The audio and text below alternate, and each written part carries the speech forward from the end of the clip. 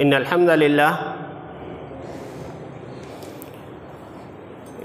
لله نحمده ونستعينه ونستغفره ونعوذ بالله من شرور أنفسنا ومن سيئات أعمالنا.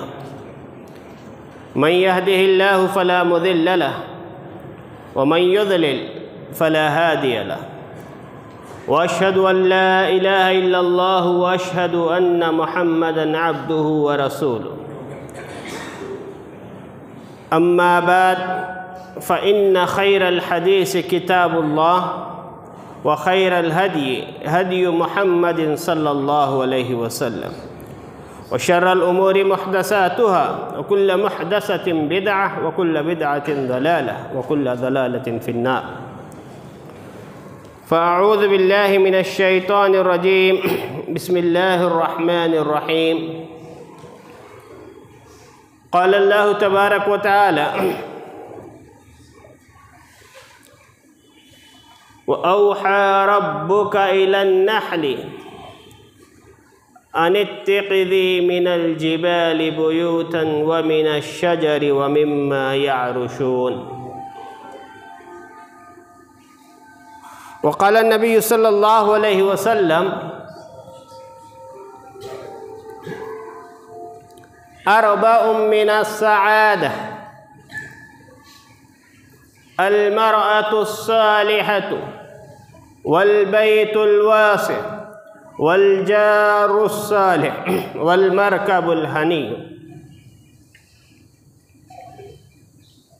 وقال: أفضل صلاة المرء في بيته إلا المكتوبة. ہر قسم کی تعریف، بڑائی و بزرگی اس وحدہ لا شریک کے لیے سزاوار ہیں جو خالق کائنات، مالک ارض و سما. درود و سلام و جناب محمد رسول اللہ صلی اللہ علیہ وسلم پر، جو تمام جہانوں کے لیے رحمت للعالمین بنا کر مبعوث کیے گئے اور آپ کی اطاعت و اتباع ہم پر فرض کی گئی. محترم حضرات،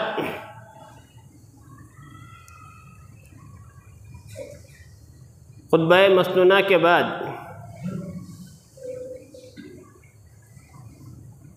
میں نے سورہ نحل کی آیت نمبر 68 میں نے تلاوت کیا ہے. اللہ رب العالمین ارشاد فرماتا ہے: وَأَوْحَى رَبُّكَ إِلَى النَّحْلِ. اے پیغمبر، آپ کے رب نے شہد کی مکھی کو یہ الہام کیا، یہ وحی کی، اس کے دل میں یہ بات ڈالی: ان اتخذی من الجبال بیوتا، کہ تو اپنا گھر بنا پہاڑوں کے اوپر، درختوں کی ٹہنیوں پر اور بلند و بالا عمارتوں کے چھتوں پر. تو اپنا چھتا بنا. گھر ہر جاندار کی ضرورت، چاہے وہ کسی بھی چیز سے تعلق رکھتا ہو، چاہے وہ انسان ہو، چاہے وہ جن ہو، چاہے وہ چرند پرند ہو، جانور ہو، ہر ایک کی بنیادی ضروریت.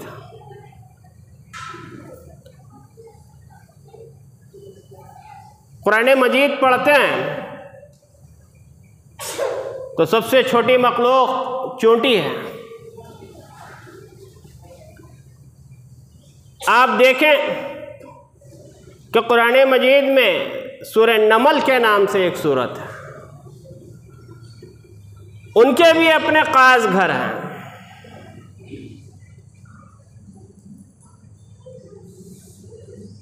سلیمان علیہ السلام کا تذکرہ کرتے ہوئے قرآن مجید کہتا ہے کہ سلیمان علیہ السلام اور ان کا لاؤ لشکر جب دعا کرنے کے لیے آگے بڑھے تو ایک چونٹی نے اپنی ساتھی چونٹیوں کی خیر خواہی چاہتے ہوئے کہا کہ اے چونٹیوں ادخلوا مساکنکم، کہ تم اپنے اپنے رہنے کی جگہوں میں داخل ہو جاؤ، اپنے اپنے گھروں میں داخل ہو جاؤ، کہیں سلیمان اور ان کا لشکر تمہیں غیر شعوری طون پر روند نہ دے۔ گھر ہر جاندار کی ضرورت ہے۔ یہ سمجھنا کہ گھر ایک دنیاوی عمل ہے، بیکار عمل ہے، نہیں، انسان کی ضروریات میں سے ہے۔ محمد رسول اللہ صلی اللہ علیہ وسلم کا اپنا ذاتی گھر تھا۔ جب تک آپ مکے میں رہے آپ کا اپنا گھر تھا۔ اللہ نے ہجرت کا تذکرہ کرتے ہوئے فرمایا وَأَوْحَى رَبُّكَ كَمَا أَخْرَجَكَ رَبُّكَ مِن بَيْتِكَ بِالْحَقِّ، کہ آپ کے رب نے آپ کو آپ کے گھر سے نکالا۔ صحابہ کرام کے اپنے گھر تھے، اور جب محمد رسول اللہ صلی اللہ علیہ وسلم مکہ سے ہجرت کر کے مدینہ آئے تو آپ صلی اللہ علیہ وسلم نے سب سے پہلے اللہ کا گھر تعمیر کیا، اور اس سے متصل آپ نے ازواج مطہرات کے کمرے بنائے۔ اور گھر یہ اللہ کی نعمت ہے، انعام ہے۔ پیارے نبی صلی اللہ علیہ وسلم نے فرمایا اربع من السعادہ، کہ چار چیزیں خوش قسمتی کی علامت ہے۔ المرأة الصالحہ، نیک عورت، والبیت الواسع، کشادہ گھر، والجار الصالح، اچھا پڑوسی، یہ بھی جو ہے خوش قسمتی کی بات ہے۔ ورنہ آپ دیکھیں گے آدمی اچھے علاقے میں رہتا ہے، آدمی اچھی بستی میں رہتا ہے، گھر بھی عالی شان ہوتا ہے، لیکن بدقسمتی یہ ہوتی ہے کہ پڑوسی اچھا نہیں ہوتا۔ ہر دن ایک نیا جھگڑا، ہر دن ایک نئی لڑائی، ہر دن ایک نیا فتنہ، ہر دن ایک گالی گلوچ۔ پیارے نبی صلی اللہ علیہ وسلم نے فرمایا کہ دیکھو اچھا پڑوسی ملنا یہ بھی خوش قسمتی کی بات ہے۔ والمرکب الحنی، اور اچھی سواری یہ بھی خوش قسمتی کی علامت ہے۔ آدمی کو اللہ تبارک و تعالی گھر کی دولت دے دے، گھر کی نعمت سے نوازے، گھر بنانے کا آدمی ارادہ کرے، تو آج ہمارے سامنے گھر بنانے کے لیے، گھر خریدنے کے لیے بہت سے معیارات ہوتے ہیں۔ بہت سی چیزوں کو آدمی دیکھتا ہے کہ بھائی میرا گھر قلب شہر کے اندر ہو، میرے گھر کے قریب مارکیٹ ہو، میرے گھر کے قریب جو ہے گارڈنز ہو، سوئمنگ پولز ہو، کئی ایک معیارات آدمی جو ہے گھر کے لیے دیکھتا ہے۔ لیکن آدمی کے لیے گھر کا معیار کیا ہونا چاہیے؟ ابراہیم علیہ السلام کی دعا ہے ربنا انی اسکنت من ذریتی بواد غیر ذی زرع عند بیتک المحرم ربنا لیقیموا الصلاۃ، کہ آدمی گھر بنائے، گھر خریدے تو آدمی کے پیش نظر اللہ کا گھر ہونا چاہیے۔ کہ ابراہیم علیہ السلام نے اپنی اولاد کو بیت اللہ کے قریب لا کر بسایا۔ کیا دعا کیا؟ ربنا انی اسکنت من ذریتی، کہ پروردگار میں نے اپنی اولاد کو تیرے اس محترم گھر کے پاس لا کر بسایا، محترم گھر کے پاس لا کر میں نے بسایا ہے۔ کیوں بسایا ہے؟ ربنا لیقیموا الصلاۃ، کہ پروردگار مقصد یہ ہے کہ میری اولاد تیرے محترم گھر کے پاس رہ کر نمازی بن جائے، پرہیزگار بن جائے۔ آدمی کے پاس یہ معیار ہونا چاہیے کہ میں گھر اس جگہ پہ لوں جہاں مسجد قریب پڑتی ہے، جہاں اذان کی آواز ہمارے گھر سے ٹکراتی ہے، جہاں اذان کی آواز ہمارے کانوں سے ٹکراتی ہے، جہاں اذان کی آواز ہمارے در و دیوار سے ٹکراتی ہے، اگر ہم نہ بھی رہیں ہمارے بچوں کا رشتہ مساجد سے باقی رہے، ہمارے بچے ہماری غیر موجودگی میں اللہ کے گھروں سے جڑے رہیں، یہ معیار آدمی کے پاس ہونی چاہیے۔ گھر کے انتخاب کے وقت چاہے وہ آدمی ذاتی گھر لے، چاہے آدمی کرائے کا گھر لے، اللہ کے گھر کو ترجیح دے۔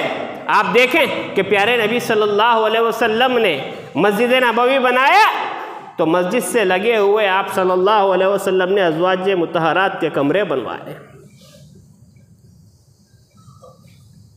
اللہ تبارک و تعالی آدمی کو گھر کی دولت سے نواز دے، کرنا کیا چاہیے؟ گھر کے اندر کیا کام ہونا چاہیے؟ گھروں کے اندر نمازوں کا اہتمام کرے، نمازوں کی پابندی کرے۔ پیارے نبی صلی اللہ علیہ وسلم نے فرمایا افضل صلاة المرء فی بیتہ الا المکتوبہ، آدمی کی افضل نماز اس کے اپنے گھر میں ہے سوائے فرض نماز کے۔ فرض نماز مسجد میں آ کر پڑھنا ضروری ہے اور نفل نماز گھر میں پڑھنا افضل ہے، گھر میں پڑھنا افضل ہے۔ آج ہم لوگوں نے گھروں کو قبرستان بنا دیا ہے، نہ گھروں کے اندر خواتین فرائض کا اہتمام کرتی ہے۔ میں ساری خواتین کی بات نہیں کر رہا ہوں، جو نمازوں سے بے توجہی برتتی ہے میں ان کی بات کر رہا ہوں۔ گھروں کے اندر نہ تو فرائض کا اہتمام ہوتا ہے، نوافل تو دور کی بات ہے۔ جبکہ پیارے نبی صلی اللہ علیہ وسلم نے فرمایا لوگوں گھروں کے اندر نمازوں کا اہتمام کرو اور اپنے گھروں کو قبرستان نہ بناؤ۔ آج زندے لوگوں کا قبرستان مسلمانوں کا گھر بنا ہوا ہے، اور خود پیارے نبی صلی اللہ علیہ وسلم کا عمل کیا تھا؟ آپ صلی اللہ علیہ وسلم نے امت کو تعلیم دی افضل صلاة المرء فی بیتہ الا المکتوبہ، آدمی کی افضل نماز اس کے اپنے گھر میں ہے سوائے فرض نماز کے۔ آپ جانتے ہیں مسجد نبوی میں نماز پڑھنے کا کتنا ثواب ہے؟ ایک نفل نماز آدمی پڑھتا ہے تو کتنا ثواب اس کو ملتا ہے؟ 1000 نمازوں کا ثواب اس کو ملتا ہے۔ لیکن اس کے باوجود ام المومنین حضرت عائشہ رضی اللہ عنہ فرماتی ہیں کہ پیارے نبی صلی اللہ علیہ وسلم فجر کی سنتیں گھر میں پڑھ کر مسجد میں داخل ہوتے تھے۔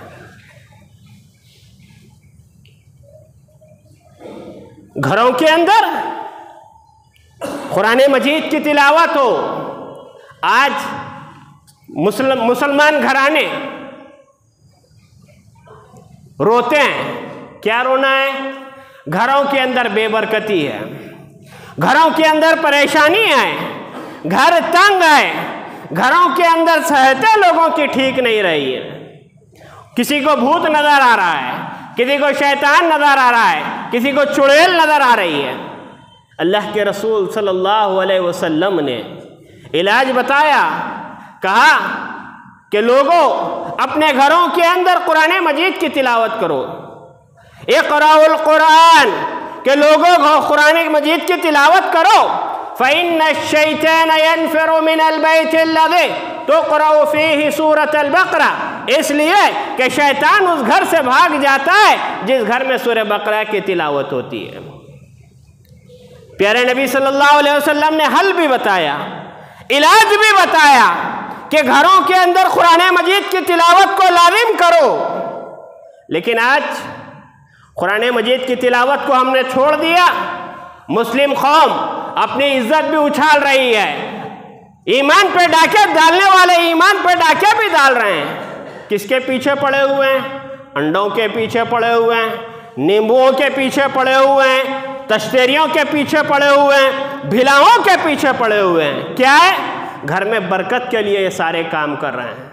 پیارے نبی صلی اللہ علیہ وسلم نے قرآن کا نسخہ دیا تھا کہ گھروں میں قرآن کی تلاوت کو لازم کر لو، تمہارے گھر سے یہ تمام چیزیں دور ہو جائیں گی۔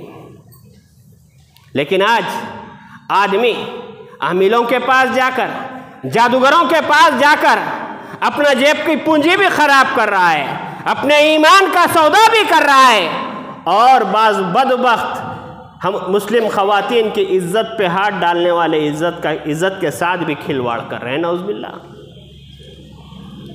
گھر یہ اللہ کی بہت بڑی نعمت ہے۔ گھر کے اندر نمازوں کا اہتمام ہو، گھر کے اندر قرآن مجید کی تلاوت ہو، گھروں کے اندر آدمی آج اپنی سہولت کی چیزیں لگاتا ہے۔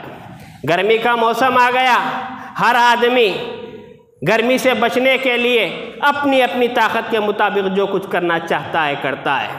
کوئی اے سی لگاتا ہے، کوئی آدمی کمزور ہو کولر استعمال کر لیتا ہے۔ اگر آدمی کو اللہ دولت سے نواز دے تو اے سی کے ساتھ گھروں کے اندر سوئمنگ پول کی سہولت ہوتی ہے۔ لیکن آپ دیکھیں گھر میں جہاں پر مختلف سہولتیں ہوتی ہیں، سوئمنگ پول ہے، کچن روم ہے، ڈائننگ ہال ہے، یہاں تک کہ اسٹور روم کا بھی بعض گھروں کے اندر اہتمام ہوتا ہے، لیکن نہیں ہوتا تو اللہ کی عبادت کے لیے کوئی ایک جگہ مختص کرنے کا اہتمام نہیں کیا جاتا کہ بھئی ہم اپنے گھر کے اندر کوئی ایسا حصہ متعین کر دیں کہ وہاں پر صرف قرآن مجید کی تلاوت ہو، نمازوں کا اہتمام ہو، سیرت کی کتابیں رکھی ہوئی ہو، لوگ پڑھتے ہوں۔ حضرت مریم کے سلسلے میں فرماتا ہے کلما دخل علیہا زکریا المحراب، کہ زکریا علیہ السلام جب کبھی مریم علیہ السلام کے حجرے میں جاتے جس میں وہ عبادت کیا کرتی تھی، ایک خاص مقام تھا، اسی مقام پر وہ عبادت کیا کرتی تھی، تو مختلف قسم کے وہ پھل پایا کرتے تھے۔ اور یہی زکریا علیہ السلام کے سلسلے میں قرآن مجید کہتا ہے فَنَادَتْهُ الْمَلَائِكَةُ وَهُوَ قَائِمٌ يُصَلِّي فِي الْمِحْرَابِ، کہ جب فرشتے زکریا علیہ السلام کو خوشخبری دینے کے لیے آئے تو وہ محراب میں کھڑے ہو کر نماز پڑھ رہے تھے، نماز کی حالت میں تھے۔ آج اللہ آدمی کو دولت دے، مختلف سہولتوں کی چیزیں آدمی رکھتا ہے، آدمی اس بات کی بھی فکر کرے کہ میرے گھر کے اندر ایک ایسی خاص جگہ ہو جہاں پر ہم اللہ کا ذکر کریں، اللہ کی عبادت کریں، قرآن مجید کی تلاوت کریں، گھر کے لوگ بیٹھ کر درس قرآن سنیں۔ گھروں کے اندر جو خرابی ہوتی ہے اس کا بھی خاص طور سے خیال رکھنا چاہیے۔ گھر کے اندر مختلف قسم کے گناہ سرزد ہوتے ہیں، اس سے بھی آدمی کو بچنے کی کوشش کرنی چاہیے۔ آج گھروں کے اندر جو بیماریاں ہیں کیا ہے؟ پیارے نبی صلی اللہ علیہ وسلم نے فرمایا لا تدخل الملائکۃ فیہ کلب ولا سورہ،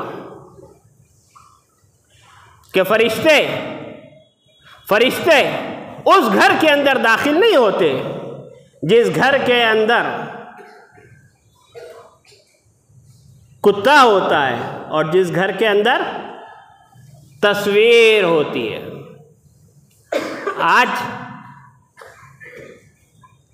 بڑے بڑے گھرانوں کے اندر آپ دیکھیں تصاویر لگی ہوتی ہیں، کیا ہے؟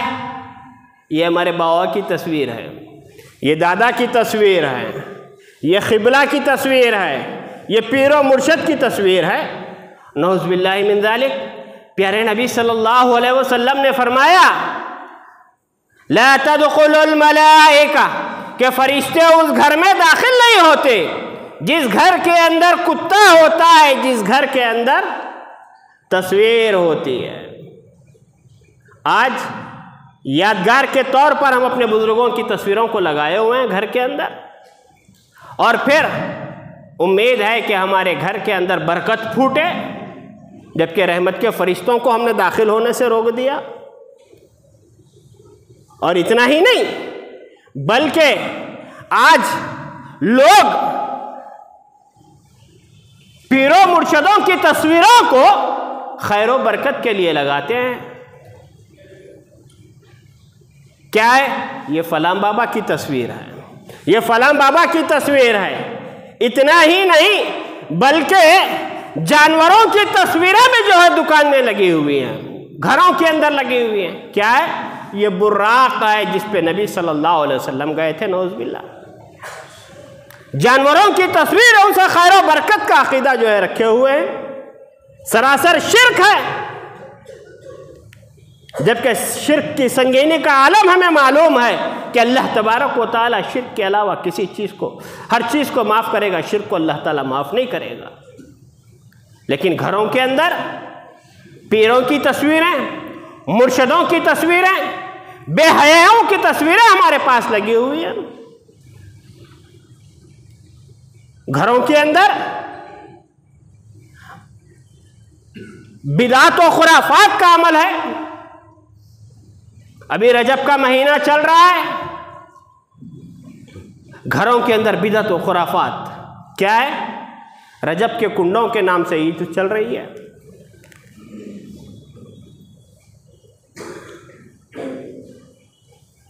دیکھا دیکھی جو ہے شیعوں کی جو رسم ہے اس کے اوپر مسلمان عمل کر رہے ہیں۔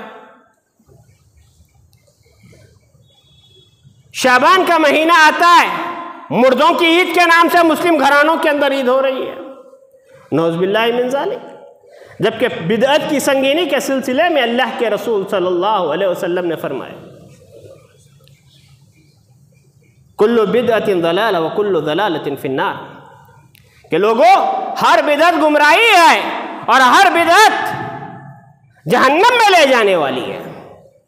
اور بدعت یہ اتنا بڑا جرم ہے، اتنا بڑا جرم ہے کہ اللہ تبارک و تعالی چوری کرنے والے کو، شراب پینے والے کو، ڈاکہ ڈالنے والے کو ممکن ہے توبہ کی توفیق دے، اور اللہ دیتا ہے، لیکن اللہ تعالیٰ بدعتی کو توبہ کی توفیق نہیں دیتا۔ بدعتی کو توبہ کی توفیق نہیں دیتا۔ کیوں؟ کہ بدعت چوری کرنے والے کے دل میں یہ احساس ہوتا ہے کہ میں غلط کر رہا ہوں، شراب پینے والے کے دل میں یہ احساس ہوتا ہے کہ میں غلط کر رہا ہوں، لیکن بدعت کرنے والے کے دل میں یہ احساس نہیں ہوتا ہے کہ میں غلط کر رہا ہوں، بلکہ اس کے دل میں یہی احساس جاگتا ہے کہ میں جو کچھ کر رہا ہوں اچھا کر رہا ہوں۔ یہ بدعت کے کام مسلم گھرانوں کے اندر ہو رہے ہیں۔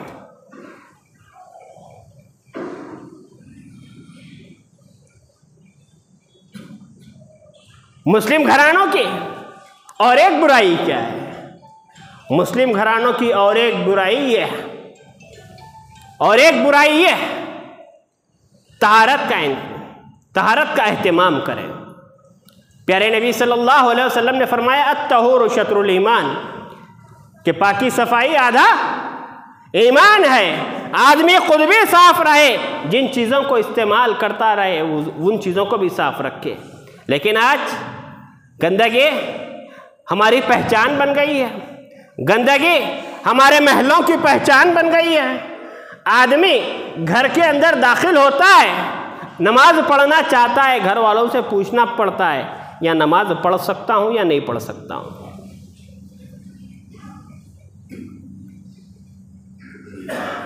مسلم گھرانوں کے یہ بیماری ہے کہ طہارت کو جتنی اہمیت دینا ہے نہیں دیتے، جتنا خیال کرنا ہے نہیں کرتے۔ اور ایک بیماری بے حیائی کی بیماری ہے، بے حیائی بے پردگی کی بیماری ہے۔ جبکہ پردے کے احکام پیارے نبی صلی اللہ علیہ وسلم نے بتائے، بڑی سخت تاکید قرآن و حدیث کے اندر آئی۔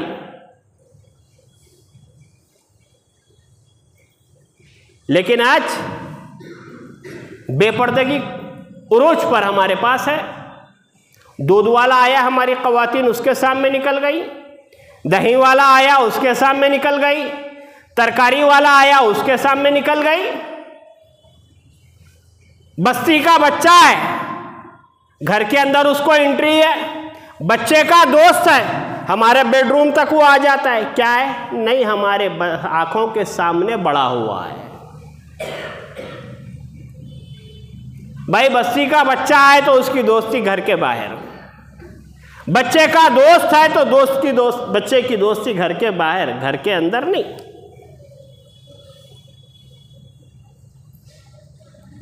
اور بے حیائی کا عالم کیا ہے؟ بے حیائی کا عالم یہ ہے کہ ننگی فلموں کو گھر والے مل کر بیٹھ کر دیکھتے ہیں۔ باپ ہے اپنے بچوں کو لے کر فلمیں دیکھتا ہے، باپ کی نگاہ ہیرونی کے اوپر ہے، بچوں کی بھی نگاہ ہیرونی کے اوپر ہے۔ اللہ کے رسول صلی اللہ علیہ وسلم نے فرمایا کہ وہ آدمی دیوس ہے جس کے سامنے بے حیائی کے کام کیے جائیں اور وہ خود خاموش رہے۔ فلم دیکھ رہے ہیں، خود بھی دیکھ رہے ہیں، بیوی کو بھی دکھا رہے ہیں، بچے بھی دیکھ رہے ہیں۔ بیوی اپنے اینگل سے دیکھ رہی ہے، میاں اپنے اینگل سے دیکھ رہا ہے۔ یہ بدعات کے کام، یہ بے حیائی کے جو کام مسلم معاشرے کے اندر ہو رہے ہیں، مسلم گھرانوں کے اندر جو ہو رہے ہیں، اس کا ہم جائزہ لیں۔ بے پردگی کا جو طوفان آج ہمارے پاس ہے، اس کا ہم جائزہ لیں۔ آج پردے کے لیے ہم کو حقوق مانگنے پڑتے ہیں۔ پچھلے 15 دنوں سے آپ دیکھ رہے ہیں کہ ہندوستان دنیا بھر کے اندر پردے کو معاملے کو لے کر کہاں پہنچ چکا ہے۔ کیوں؟ ہماری لاپرواہی ہے، ہماری لاپرواہی ہے کہ اغیار آج ہمارے اوپر حاوی ہو گئے ہیں۔ اگر ہم سنتوں کی حفاظت کرنے والے ہوتے تو آج غیر کو آواز اٹھانے کی ضرورت نہ پڑتی۔ کئی سنتوں کو ہم نے اہمیت نہیں دی، آج غیر مسلم اس کا پورا فائدہ اٹھا رہے ہیں۔ آپ دیکھیں سکھ دھرم ہے، کتنا پرانا ہے؟ کتنا پرانا ہے؟ 300 سال پرانا ہے، 300 سال پرانا ہے۔ لیکن ان کے پاور کا یہ عالم ہے کہ ان کا آدمی داڑھی رکھ کر پرائم منسٹر بن سکتا ہے، لیکن مسلمان جو داڑھی کا معاملہ ہے یہ صرف نبی کی سنت نہیں، تمام انبیاء کی یہ سنت رہی ہے۔ اگر ایک کانسٹیبل، ایک جمع دار داڑھی رکھنا چاہا تو اس کو اجازت نہیں ہے، اس کو اجازت لینی پڑتی ہے، اس کے بعد اس کو جو ہے داڑھی چھوڑنا پڑتا ہے۔ کیوں؟ سنت کو ہم نے اہمیت نہیں دی، سنت کا گلا ہم نے اپنے ہاتھوں سے گھونٹا۔ آج ہمیں پرمیشن لینا پڑتا ہے تو پرمیشن کی اجازت بھی ہم کو نہیں دی، پرمیشن بھی ہم کو نہیں دی جاتی۔ کیوں؟ سنتوں سے ہم نے کھلواڑ کیا۔ پردے کا معاملہ ہے، پردے پر ہم پابند نہیں رہے، آج غیر مسلم آواز اٹھا رہے ہیں۔ جبکہ عہد نبوی صلی اللہ علیہ وسلم میں پردے کا کتنا خیال کیا جاتا تھا۔ ایک واقعہ بتا کے میں اپنی بات ختم کرتا ہوں کہ ایک صحابی جنگ میں شہید ہو گئے، صحابیہ کو اطلاع دی گئی کہ تمہارے بھائی شہید ہو گئے ہیں، تو وہ خاتون سر سے لے کر پیر تک نقاب میں اپنے بھائی کا دیدار کرنے کے لیے آئی۔ دیکھنے والوں نے کہا کہ اس خاتون کے اوپر غم کا پہاڑ ٹوٹ پڑا ہے، لیکن اس کے باوجود یہ اتنے پردے میں اپنے بھائی کا دیدار کرنے کے لیے یہاں پر آئی ہے۔ جب اس خاتون نے ان لوگوں کی باتوں کو سنا تو بڑا پیارا جواب دیا، سنہرے حروف میں لکھنے کے قابل ہے۔ کہا، لوگوں، میں نے اپنے بھائی کو کھویا ہے، میں نے اپنی حیا کو نہیں کھویا۔ ہم اپنی پہچان بنائیں، اپنی شناخت بنائیں۔ مسلم گھرانوں کے اندر نمازوں کا اہتمام ہو، نوافل کا اہتمام ہو، قرآن مجید کی تلاوت ہو، مہمانوں کی عزت ہو، بڑوں کا ادب و احترام ہو۔ مسلم گھرانوں کا اور ایک پرابلم کیا ہے؟ کیا ہے؟ غیبت کرنا، چغلی کرنا۔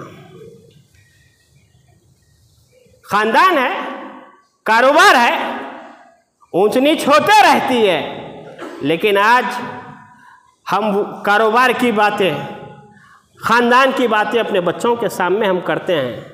کیا ہوتا ہے؟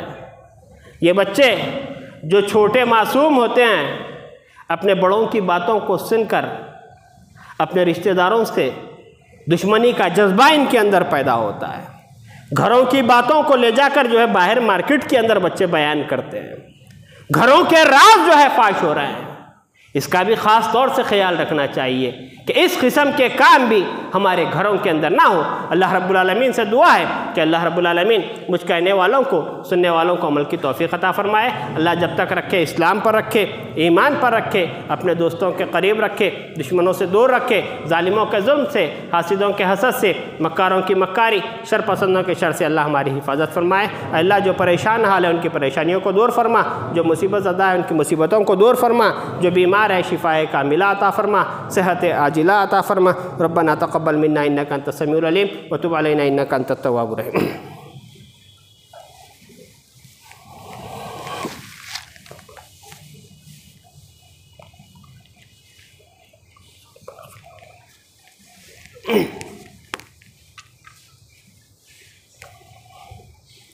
إن الحمد لله نحمده ونستعينه ونستغفره ونعوذ بالله من شرور أنفسنا ومن سيئات أعمالنا من يهده الله فلا مضل له ومن يضلل فلا هادي له وأشهد أن لا إله إلا الله وأشهد أن محمدا عبده ورسوله إن الله وملائكته يصلون على النبي يا أيها الذين آمنوا صلوا عليه وسلموا تسليما اللهم صل على محمد وعلى آل محمد كما صليت على إبراهيم وعلى آل إبراهيم إنك حميد مجيد اللهم بارك على محمد وعلى آل محمد كما باركت على إبراهيم وعلى آل إبراهيم إنك حميد مجيد إن الله يأمر بالعدل والإحسان وإيتاء ذي القربى وينهى عن الفحشاء والمنكر والبغي يعظكم لعلكم تذكرون واذكروا الله يذكركم وادعوه يستجب لكم ولذكر الله تعالى وآله أكبر